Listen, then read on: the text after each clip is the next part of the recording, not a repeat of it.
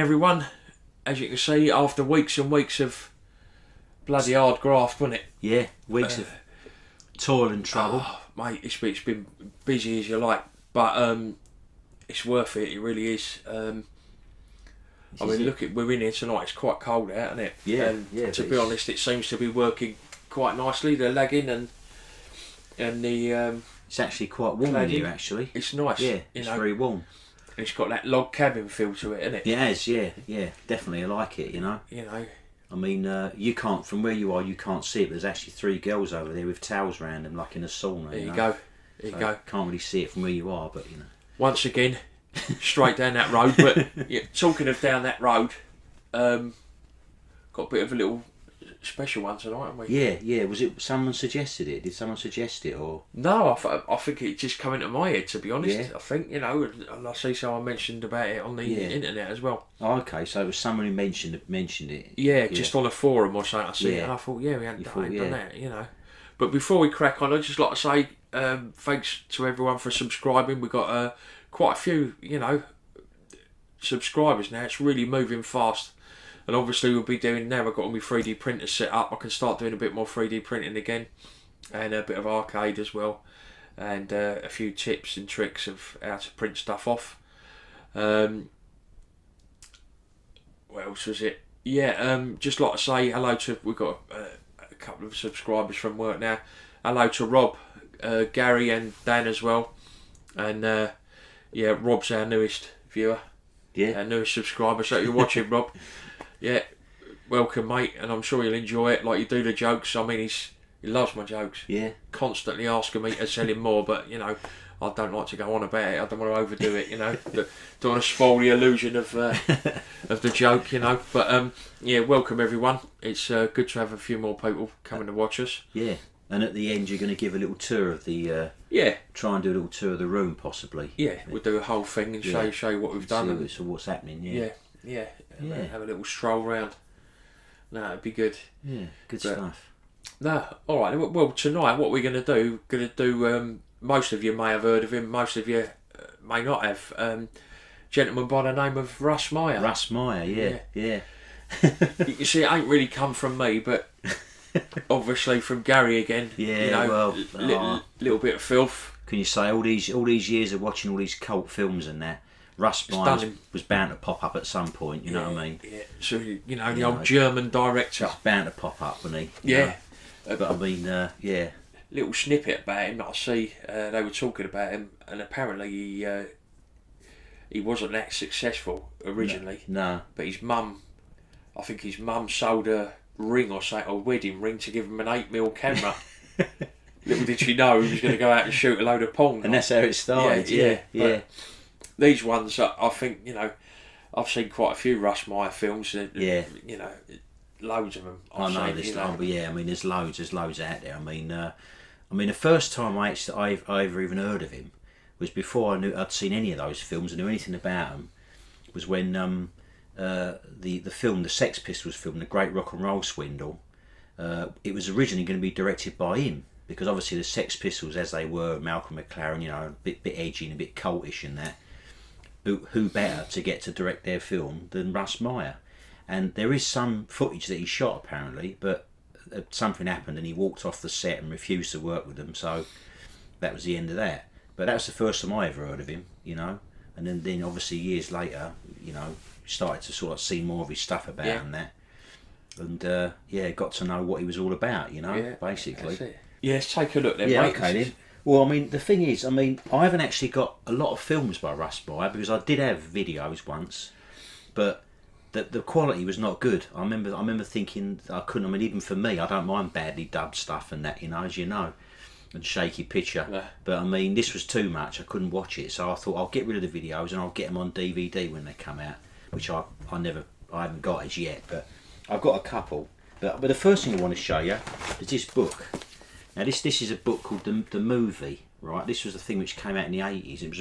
It's a really good thing. It was like you buy the magazine once a week, and then you could put them in these binders, I mean, and I got these just recently. I mean, I had a couple of these indoors, but I got these just recently, a few of these books, and it just so happens that there's a whole chapter on Russ Meyer in here. So you could perhaps hold it up to the. And I'm not sure whether the all the pictures are going to be of like I don't know whether that be something to be seen or not, but yeah. Well, some of it I could probably show you. Others I can't. You know, obviously. There you go. In his element, the fella. Look. That's it. Yeah. It looks like he's on the set of Beyond the Valley of the Dolls there. Yeah. Funny looking fella, but quite a talented bloke, and he likes a buxom woman, didn't he? Yeah. Well, this is it. I mean, obviously that's how he was known, wasn't it? I mean, one of his main stars, one of his main discoveries, was an actress called Kitten Natividad.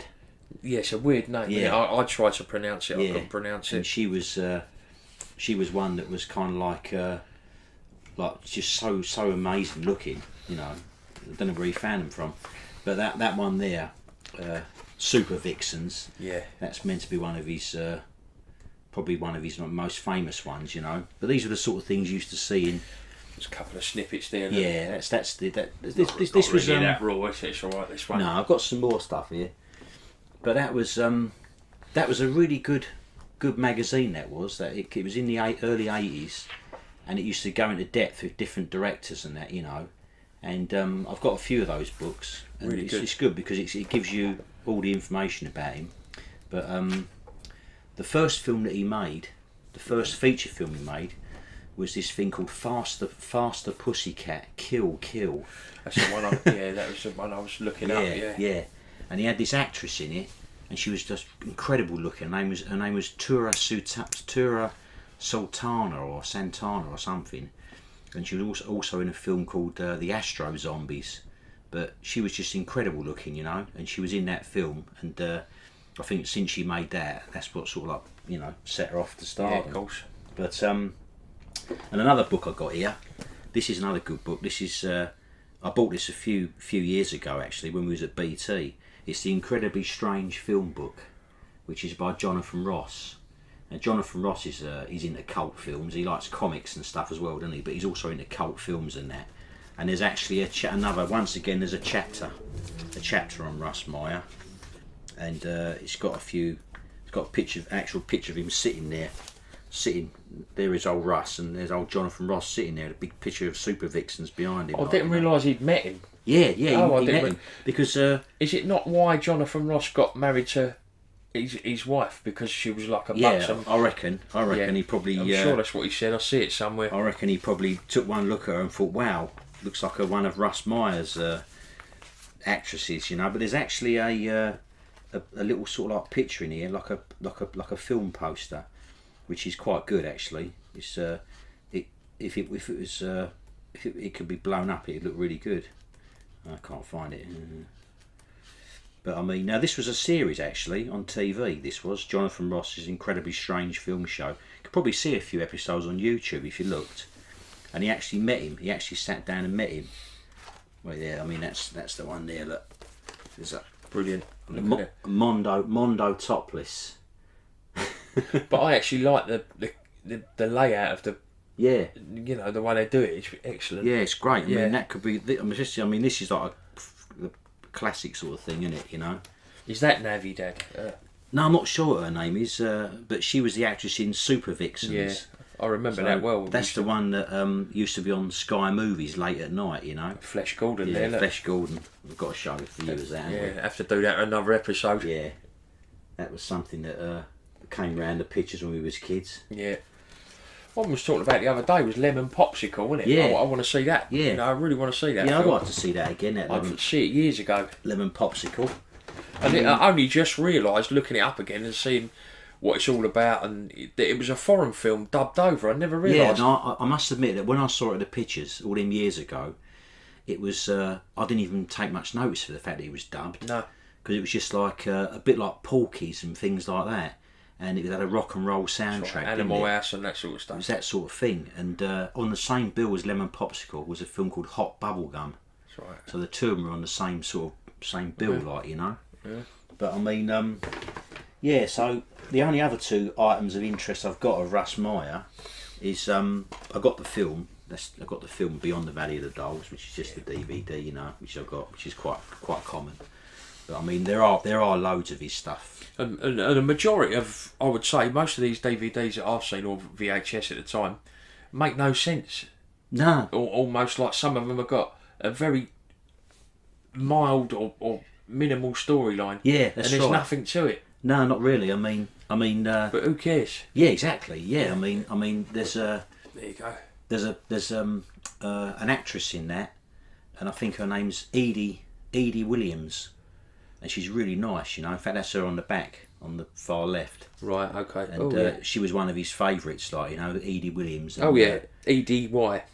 Yeah, That's her name. it. Yeah, Edie. Yeah. And if you open up the DVD, it's quite a good, nice picture in there of the band, because the band, the three girls, were called the Carrie Nations. Right. And that's clever how they've done that. it's clever the way they've done it, the way they've done the disc with the picture there. But it's a good film, that. I do like it. It's a typical 60s kind of romp, you know. But I think his stuff started getting a bit more stronger after that, really, you know. Like Beneath the Valley of the Ultra Vixens and all that sort of stuff. Was he the one responsible for Desire? Was she Desire in one of these films, or is that someone else? I thought that was her. I thought that Kitten Nappy Dad was Pretty Peaches, but it turns out it wasn't. Her name's Desire or something, isn't it? No, you know the one that was not Desire. What was her name? The one that was a transvestite. Oh, the dog poo. Oh, Divine. Yeah. Was that Russ Meyer? No, it wasn't. It was. Well, funny enough, we're talking about Russ Meyer. I've actually bought a John Waters thing. John Waters. That's it. I couldn't think of his name. Yeah, because John Waters was like another one of those cult directors who was kind of like obviously influenced by Russ Meyer, you know. But this is the other thing that I've got, which is this is a CD which I just got. The music's pretty corny in this, but it's great packaging. It's some of it we can open and show you, but others we can't. Yeah, unfortunately we can't, because there's a few. Yeah. Look at that. Yeah. Yeah, some of it I can't show you, but I've got to make sure it don't flick open. You can get the general idea. It's basically a CD and it's soundtrack music from his films. And I've not played that for ages actually, but I remember playing it and thinking it was some of the music was a bit corny, you know. But see that guy there, the cop. Yeah. His name's Charles Napier. He's been in loads of cult films. He's the one that stops on that like road and she's jogging. Yeah. She says, "Can I be of assistance?" She said, "No, I'm just going for a jog." That's it, yeah. And it's like, you know, really over the top jogging, so her breasts go up and down. I mean, basically. I've got to be honest and say that. I mean, some of the women he had in his films are incredible. Like, you know, I don't know how he found them. He must have like just come to auditions and that or something. And you know, I mean, what a great audition. I don't know what's going on now. I can't even. I know. Yeah. but yeah. Yeah. So where did you buy that? I got this in a charity shop, believe it or not. Yeah. Yeah. Anything said when you went up to the counter? No, I just walked up. I just saw it and I thought I've got to get that. You know, I mean, straight away the cover just jumps out at you, obviously, literally. But I bet I thought to myself, look at this geezer, look. Yeah, I mean, I must admit that that the woman didn't say anything, like, but she must have looked at me a bit strangely, like, you know. But, it's worth it. It's like when I bought. No one could get in the way of your art, can they? No, that's it. I mean, it's like when I bought the Mary Millington DVD in the charity shop, and they asked me my age, you know. And did they? She laughed after. She said, "Are you over 18?" I said, "Yeah, I think so, love." You know what I mean? But she said, "Well, we have to ask, you know." If you look under 18, I'm not feeling funny, gal. Do you know what I mean? Yeah, I must admit, I was a bit took aback by that. You know what I mean? But bit of a compliment, I suppose. I suppose in a way, it could be a compliment, couldn't it? You know, like to look very young for your age, like, you know what I mean? Yeah. So that's it. I mean, you know, he died. He died a few years ago now, I think, but he obviously left the world with his creative skills, and his films are good as well. I mean, when you're watching them, apart from like the obvious, especially this one, Beyond the Valley of the Dolls, the detail was really good, you know. We'll throw up a couple of titles on the screen tonight, although we haven't got them here. Yeah. I'll throw a few pictures up and show you exactly what they are, you know, just like the titles of each of the Russ Meyer films. Yeah, so, I mean, because all that, I mean, I'm assuming that probably maybe not the films in their entirety are on YouTube, but there must be loads of stuff on there. Loads of, I mean, and I reckon there might be a few. I've not looked myself, but I reckon there might be a few episodes of that Jonathan Ross program that was on the Incredibly Strange Film Show. You know? That's what I used to watch, and I think that's where I got a lot of these from, the ideas. He did a whole show with him, you know. So yeah. Well, staying in the cult vein, I suppose. Since we're in that way now, I've got this one. Now this is a right weird thing. This is called Colour Me Lurid. There you go. I must admit, I'm getting worried about it. Colour Me Lurid. It's almost like you can't pass a shop without going in there. You see a little bit of blue in the window. You're in there like a shop. What's going on? Well, this is quite a rare film actually. It's I got that from a place in Notting Hill Gate I used to go to, and the director is called George Kuchar, and I think these are the only 4 films he ever made. But as you can see, it says there, George Kuchar is my favourite filmmaker by John Waters. Right. So John Waters' films are obviously totally and utterly outrageous, aren't they? Well, this ain't far off, is it? Yeah, I mean... look at the title on it. Hold Me While I'm Naked, The Mongoloid Forever, and Always, A Reason to Live. Yeah, What? yeah. Well, the thing is, there's only 4 films on there, but they're all like kind of different. I mean, Nuts. there's one film where he's just like sitting there with his dog and he's talking to the dog, you know, and like he's filming the dog running around his park in San Francisco. No, for about half an hour, I think it is, like with other bits going on. But the last one is the most bizarre. It's like the way he's filmed it. It's like black and white, but it's so the colours kind of jump out. The black and white jumps out at you. I can't explain it really, but it's a typical like kind of like 1960s kind of thing, a psychedelic sort of 60s thing. But yeah, I mean, I got that, and I don't think any of it's on DVD. So what I read out there, are they different stories? Yeah. Oh, right. They're 4 different films. They are. The Mongoloid, you can't say that. No, I know, but that's about the dog, I think. Oh. I think that's why he called it the Mongoloid, because it's actually it's just him talking to his dog, and shows you the dog like trotting about and that. I mean, in fact, some parts of it are quite comedy, really. You know? Obviously. I mean, there's other stuff going on in the film. Yeah, well, obviously there's a bit of nudity and a bit of like wandering around the Lower East Side of New York and that. You know what I mean? But yeah, it's good. And like it says on the back, 20 years before Blue Velvet, George Kuchar was obsessed with pop culture and Kish, part of the New York underground. So basically, he was part of that all that sort of Andy Warhol scene and all that. Right. You know? So that's why a lot of the stuff is, you know. Bit like the old Clockwork Orange. Yeah. As you can see, we've got a couple of posters up. Yeah. That we managed to get I online. do like these posters. There's a few, if you can't see them properly on there, you've got a Rear Window up there, which is one of my favourites. It's just something about that film. Yeah. You can't beat Hitchcock. And of course... Yeah, that's great. I love that picture. Yeah, The Evil Dead, what a film. Yeah, it's a great sort of like picture as well. Good poster, you know. Sam Raimi. Remember what happened when you... left it for your mum and dad, didn't you? Yeah. It was quite an amusing story. It was my dad went to the video shop and I went with him, and he couldn't decide what film to get, and I saw Evil Dead and I wanted to see it, and I sort of knew that he wouldn't like it, and sort yourself out like yeah. I said, "Well, you watch it tonight and I'll watch it tomorrow night and I'll take it back on Monday." And I went to the pub that night, and when I come home, the cassette was on top of the TV set with about this much gone. So I couldn't get through it.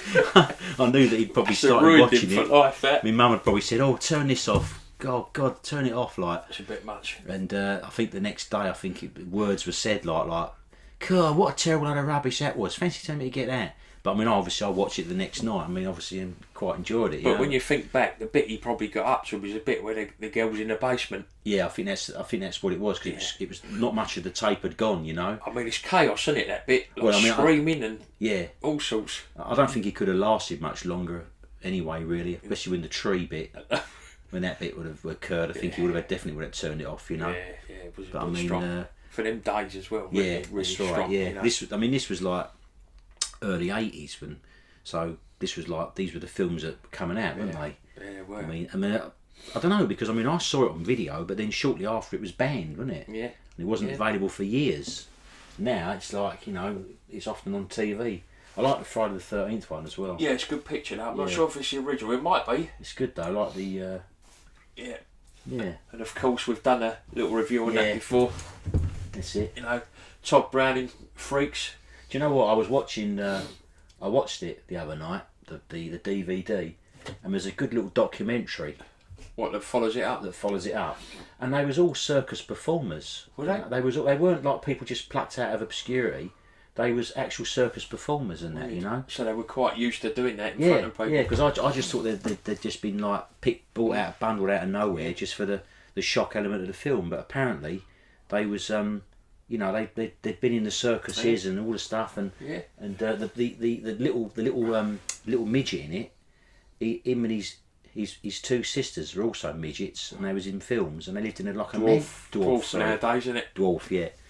They had lived in like a big mansion in Hollywood or something, you know. Yeah. They were like well thought of and Yeah. that, you know. And it was in like lots of films and circuses and stuff. So yeah, apparently so. It was they was all you know.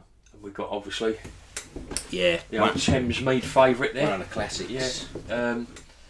Clockwork Orange. I've watched it a number of times, and I remember I told my daughter about it, and she Yeah. said, "No, that's not my sort of thing," and she was glued. Once when you watch it, you're glued, aren't you? Yeah, it's brilliant. You can't stop watching it. No. You're not sure what's going to happen next. Even now, watching it, I've watched it 10 times, 20 times. Yeah. I still don't know what the next scene's going to be. No. I always forget, you know, and I love No. that in a film. It's just great because I mean, like, you know, once again, it's everything about it is so like it's meant to be set in the future, you know. And yet there's certain bits in it which kind of like is so up to date, you know. Yeah. Like you see him walking along them flats and in Thamesmead, didn't you? And then like when he's in that record shop and he's walking around, it looks so futuristic in there. And yet I found out later that it was an actual record shop in Chelsea. Oh, well. Which he was walking around. When he's walking around, he sees the two girls, and they're flicking through the records, you know. And I mean, just the attention to detail once again, you know. Brilliant Great stuff. Yeah, I do like it. And obviously we got Night of the Living Yeah. Dead as well. Yeah, I love the film as well, but I also like the colour of the poster and I like Yeah. everything about it. I think it's quite smart. yeah, What I wouldn't mind doing is getting hold of a couple of tin ones. I've got one tin one up there with like a bulldog and that the wife got me, yeah, which I love. I love that tin Yeah, I sort of like look. that. But it's so pricey, even for these ones, you yeah. know. Like, That's the know, thing. quite Yeah, dear. they're expensive, aren't they? Yeah. That's the thing. Then we got a bit of a mix up, really. I didn't want to just do horror and everything else, so you know, I put one of my other favourites on there, Shawshank Redemption. Yeah. What a film! If you've never seen it, watch it. And this is a new version of Rosemary's Baby, is it? Yeah, I thought it was the old one, Yeah. so I was a bit gutted, really. But I'm quite Yeah. interested now to find out what that Yeah, I is. don't mind seeing it. Um, Zoe Saldana. yeah, I love the old one, but Yeah, I've I do. I don't know anything about the new one, so No, I I must wouldn't admit, mind. I wasn't even aware that there was one, Yeah. but I wouldn't mind seeing it because I can imagine it'd be pretty good, like, you Yeah. know. And we've got one more over in the corner. I don't know if you can see it. One of my favourite films ever. Yeah. I mean, because we're a bit of a we're Spike Lee fans anyway, aren't we? Yeah. And I don't think that was that Spike Lee? It was, wasn't it? Boys in the Hood.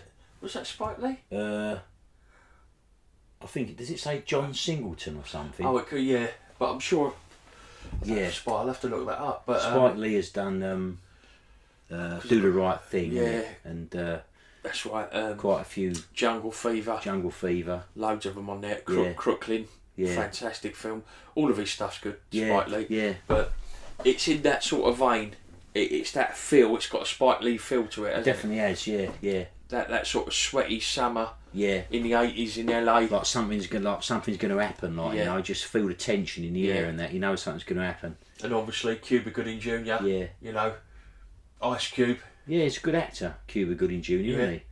And it says Larry Fishburne, doesn't it? Yeah. But yeah. is that Lawrence? Well, I think it is him, isn't it? was Lawrence before. Yeah. I mean, most times he was Lawrence Fishburne, wasn't he? But he's his father in it, isn't he? I think it's his father. And Morris Chestnut as well. Yeah. I've seen him in a couple of things, but you know, it was a toss up between the Boys in the Hood Yeah. or the Candyman. Yeah. But I will get the Candyman Yeah. cover as well because I love that film. Yeah, I love the Candyman. And yeah. it's because Todd Terry's Tony- in it. yeah. Is it Tony Terry or Todd? What's it?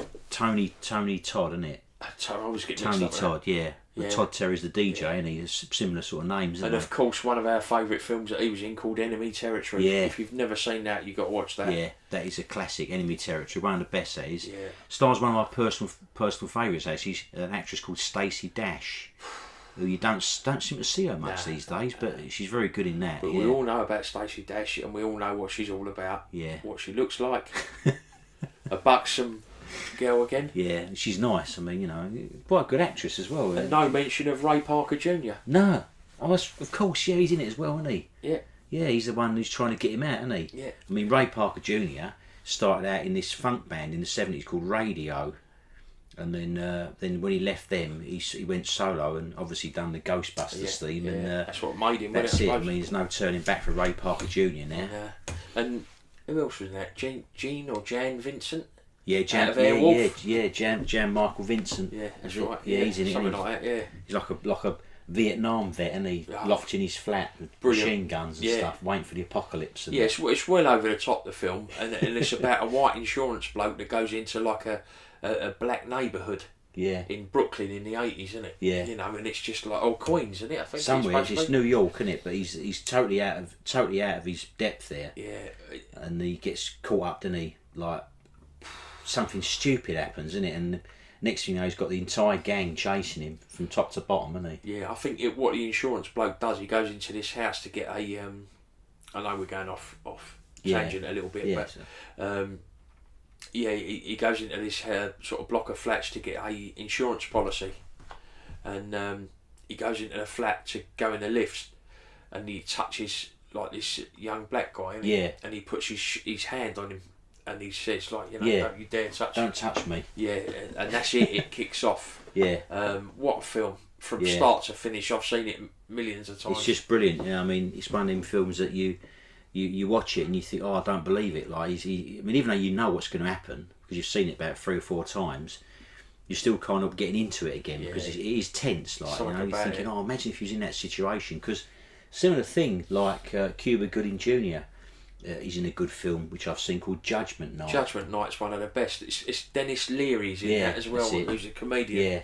Yeah. Similar sort of thing, isn't it? They're trying to get out of that neighbourhood and they can't get out, and they're just, you know, it's like a nightmare, isn't it? Yeah, they start off in an RV, don't they? They go into a boxing match, don't they? That's it. And they get stuck in traffic and think they're going to miss the boxing match. So what they're going to do? They're going to take a detour. Yeah. And it all kicks off from there. I won't spoil it, but it's really good. Film. Yeah, it's one of them films that you even though you know what's going to happen, you watch it again, you think, oh, I don't believe it, like, you know, what a nightmare, you know. No. They're just trapped in the neighbourhood, aren't they, and can't get out, you know. Yeah, good stuff. Yeah. Back to the filth. All right, what else we got here? Oh yeah, because that last one we looked at, Colour Me Lurid, is one of John Waters' favourite films. I thought I'd bring a John Waters film along with me. This is the only one I got by him, actually. It's called Desperate Living, and it's once again, like, it's I mean, he's made a lot of films. Oh. It's like realise what that was on that plate. It's like a plate of trash, isn't it, or something? No, it's a bloody dead rat. Oh, is it? Oh, yes, it. You know what my stomach's like.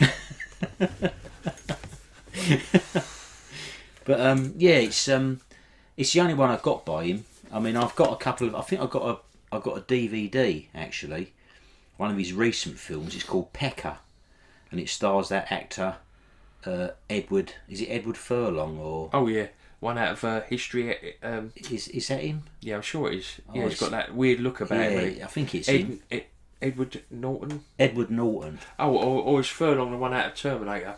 Yeah, that's him. That kid. The kid that was in Terminator. Yeah, that's him. Yeah. Yeah, he's in this film called Pecker, and he's it's a typical John Waters thing. It is. He gets like he takes photographs. He's like a photographer, you know.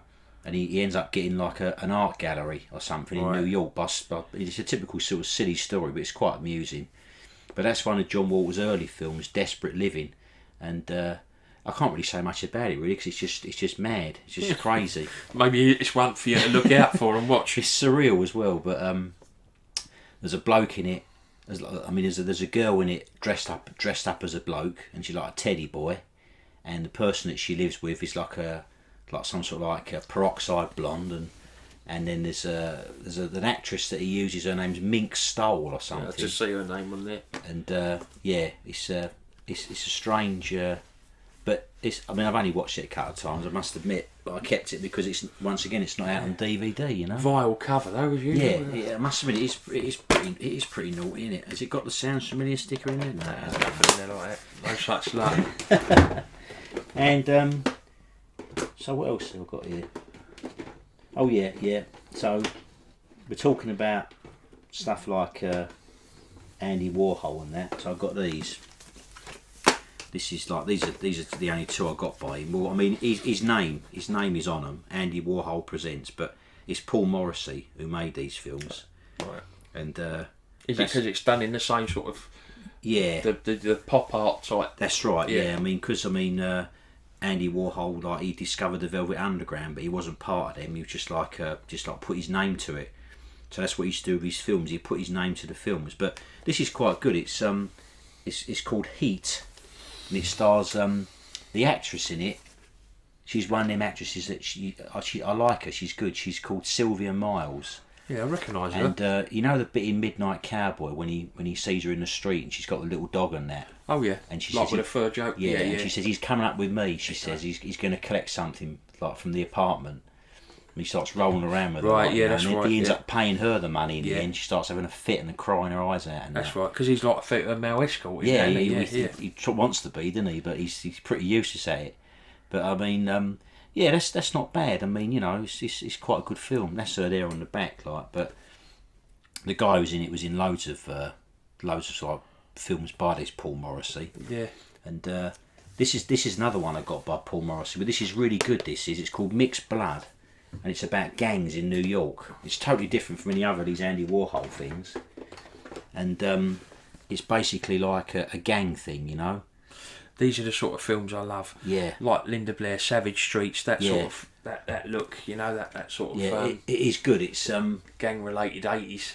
It's a really good film, and it's sort of like it's set in like New York, probably the Bronx, and they're like Spanish gangs like fighting against each other. Yes. But the woman in it, that woman in the white there, she was in that film, one of my all-time favourites, that Peugeot, you know, the one which we used to laugh about, you know. Yeah. But she was in that, and I think I've only ever seen her in 2 films, and I think she might have made that after that, you know. But so there's the mean streets of New York's Lower East Side. Yeah, Lower East Side. Yeah, so it's and it was probably when that was made. It was probably at the time when them areas were like they were. Mm. I mean, like the Lower East Side. If you went to New York now and you went to the Bowery, it'd probably be gentrified, you know, and probably all like the yuppies jogging around and that. But back then, when they were making these films, them streets really were grotty and pretty rough looking, you know. It seemed to be when that mayor came in, weren't it? Yeah. That he sort of turned it round over there, didn't he? He cleaned it all up, didn't he? Maybe we need that over here. Yeah. But I was watching an episode of Kojak the other night on TV, and the early shows of Kojak, they're all filmed on film sets, you can tell, you know. Right. But the ones that are on at the moment are from 1976 or 77, and they've actually started going out on the streets of New York and filming. Right. And there was one scene where Kojak and Crocker was on the street, and they was actually on the street. You could tell because you could see that the street signs like you know, New York where it was, and it looked terrible, you know. Yeah. It looked just as it looked in the 70s, yeah. like empty blocks and that with just trash everywhere and like abandoned cars and that, you know.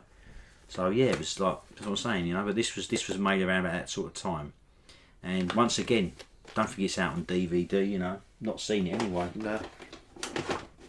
Yeah, I think that's it, mate. So I've got some rare ones here tonight. Yeah, I dug through and... Oh, I've got one more here. I forgot about this. This is another one, because I've got the Andy Warhol one. I bought this. This isn't by Andy Warhol. It's called Cocaine Cowboys. Forgot about that. Well, it does look like Warhol in the corner here, isn't it? He's in it. He's in it very briefly. But it stars Jack Palance and this big guy, like a big cowboy guy that was... he was quite popular in the 70s. So you used to see him in, like, whenever you see clips of Studio 54 and that, he was always on in pictures with Britt Eklund and Liza Minnelli and that with this cowboy stuff on. But it's not a great film, but it's quite rare, you know. I got it at a record fair actually. Bloke had a box of videos and I thought straight away it looked like the sort of thing that would appeal to me, you know. one of my mum's favourites, Jack Palance. Yeah, And yeah. my dad, yeah. I like Jack. Yeah, I like Jack Palance. Yeah, Right, yeah, yeah. I like Jack Palance as well.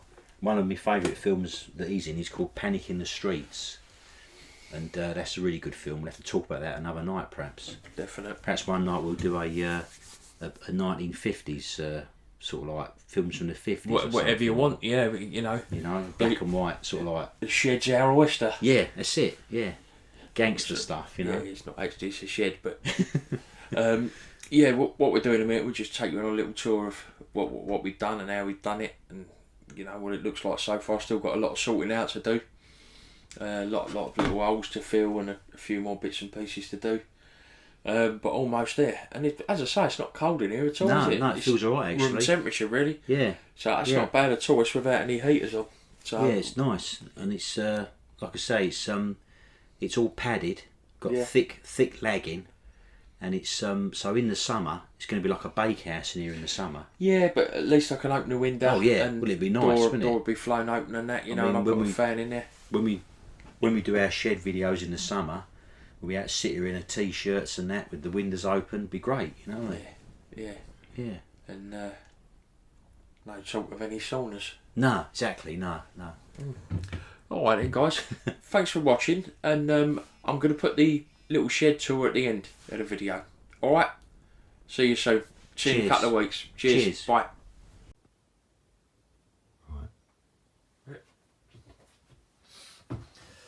Alright everyone, as promised, quick tour of the shed, how we're going so far. I mean, obviously up here, Gary's on camera, so don't blame me for any dodgy camera work. As you can see from what we was filming earlier, just all the posters a little bit closer. What I've been doing is just building stuff bit by bit, sort of higher shelving, lower shelving, storage underneath. I mean, he's only been here 5 minutes. Look, there's a bag on the floor already. Look. There's the old faithful there, the arcade machine I made in the previous video. A couple of bits on that. A new CR10, CR10S 3D printer. Really beautiful machine, that one. Yeah, really good. You've got the A8, A8, the first one that I ever used. Still use that for more, what I would say, for more industrial purposes, for cogs and wheels and all sorts of stuff. But the CR10 I would say is more for detailed work and stuff like that. Just over here you've got a couple of 3D prints I've done in the past. You can see the quality of some of them, and this was on the A-Net A8, just with decent settings. This one, Pennywise and the Predator, they was all done on the CR10S.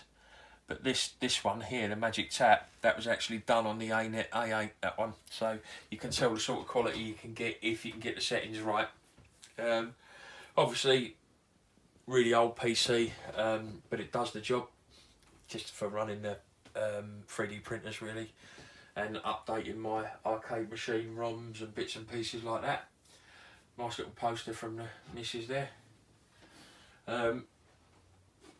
Yeah, got all the electrics all in now, everything's nice and neat in the conduit. All the 3D printed parts, all the printer parts rather, just sort of, little heat shrinks and jumpers and stuff like that for the arcade machine and the 3D printers as well.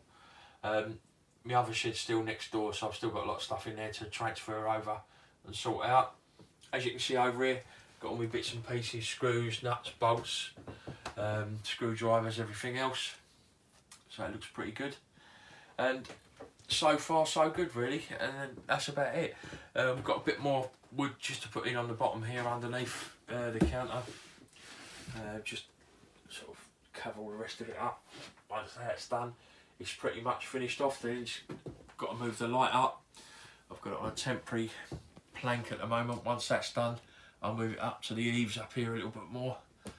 So that's out of the way, so it looks a bit more neater, and it will spread the light a bit more. I'm even thinking about getting 3 of these in here, putting one at the end, one at the top, and one at the other end, just to spread the light a little bit more. yeah, so that's how far we've got so far. Obviously, thanks to Paul of Flowline Services and Gary as well, who also belongs to Flowline, helps Paul out on a regular basis. Yeah, that's pretty much it really, and obviously thanks to the missus for her patience and me disappearing every half hour to try and finish bits and pieces. But yeah, thanks for watching, and hopefully you'll tune in to the next episode and we'll see you again. Cheers.